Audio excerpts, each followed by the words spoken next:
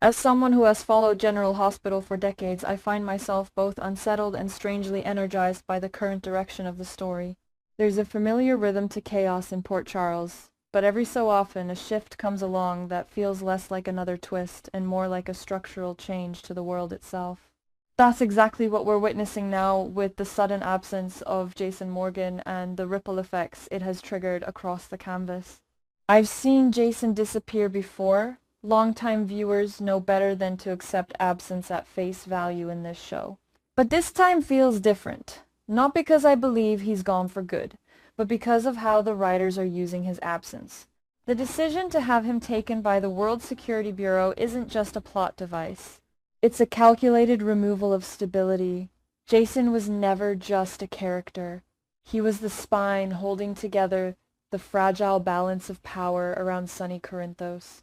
Without Jason, Sonny is exposed in a way we haven't seen in years. And I don't mean emotionally, though that's certainly part of it. I mean strategically. Jason was the quiet constant, the one who didn't question, didn't hesitate, didn't fracture under pressure. Now that he's gone, we are watching Sonny operate without that safety net. And it raises an uncomfortable but necessary question. Was Sonny ever truly in control, or was Jason the one making sure everything held together behind the scenes? This is where the show becomes especially interesting for someone like me who values long-term character consistency.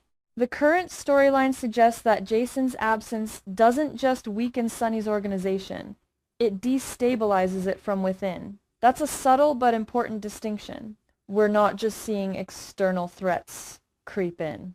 We're seeing internal uncertainty begin to surface, and that's far more dangerous. Take the possibility of figures like Ethan stepping into the vacuum. Now, Ethan has always operated on the edges. Never quite central, but never irrelevant either. If he moves closer to power, it won't be through brute force, it will be through opportunity. And that's what Jason's absence provides. Opportunity. The same can be said for someone like Joe Fitzpatrick, who represents something even more unpredictable. A newer presence, less bound by history, less loyal to the old rules. That kind of character doesn't just fill a gap. He reshapes the environment entirely. What fascinates me most is how this shift contrasts with earlier eras of the show. In the past, power struggles in Port Charles were often externalized. Rival families, law enforcement pressure, or sudden betrayals from unexpected corners.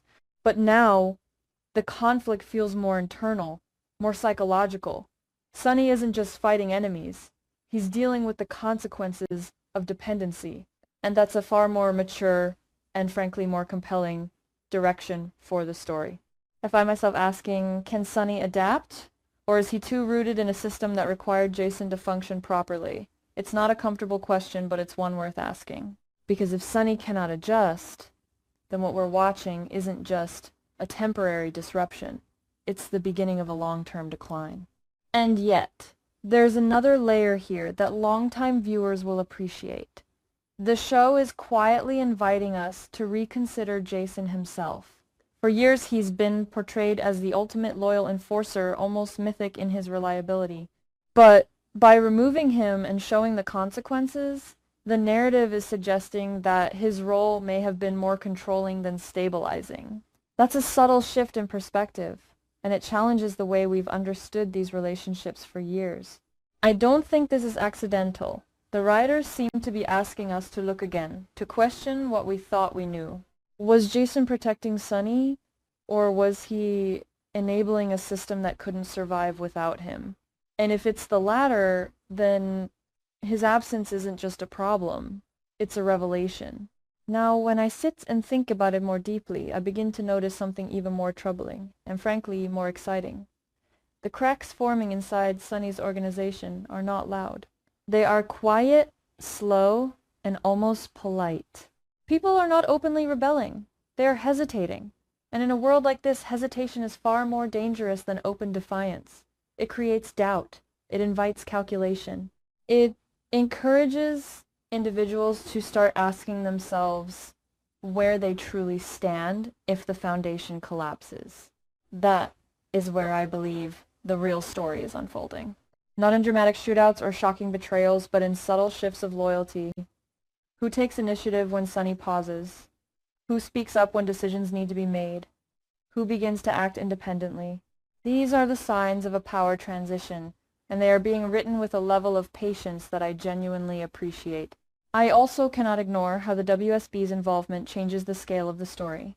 In the past, when outside forces interfered, there was always a sense that Port Charles could contain the damage. But the World Security Bureau represents something far larger, far more complex. Jason being taken by them suggests that his importance extends beyond Sonny's world. And that raises a question I haven't seen many people ask. What if Jason's role has outgrown Sonny entirely? If that is the case, then his eventual return may not restore balance. It may disrupt it even further. What if Jason comes back changed, not emotionally, but structurally? What if his loyalties are no longer as simple as they once were? That would create a kind of tension this show rarely explores, and I would welcome it. I think back to earlier storylines where Jason's identity was central to the drama. Back then the conflict was internal. Who is he? Where does he belong? Now the question has evolved. What function does he serve in this world? And perhaps more importantly, what happens when that function is removed? Sonny, in particular, feels like a man standing in a room that is slowly shifting around him. He hasn't moved yet, but everything else has. His instincts are still sharp, but instincts alone are not enough when the structure that supported them is gone. I watch him now, and I see a man trying to maintain control while quietly realizing that control may have been an illusion. There's also something to be said about how other characters are reacting, even if indirectly. The atmosphere in Port Charles feels different. Conversations carry a weight they didn't before. There's an awareness, almost unspoken, that something is off. And that kind of shared tension is what gives a storyline staying power. I find myself wondering if the writers are deliberately slowing things down to let this tension breathe.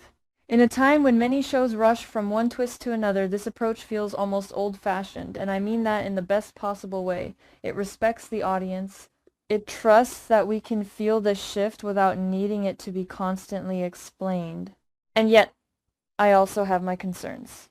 I have watched this show long enough to know that promising setups do not always lead to satisfying payoffs. Will Ethan truly rise, or will he remain on the fringes? Will Joe Fitzpatrick become a meaningful force, or simply a temporary disruption? These questions matter because they determine whether this storyline becomes a turning point or just another chapter. I believe the key lies in commitment.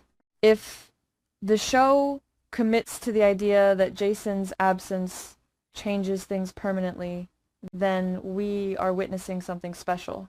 If not, then all of this tension risks dissolving the moment he walks back into Port Charles.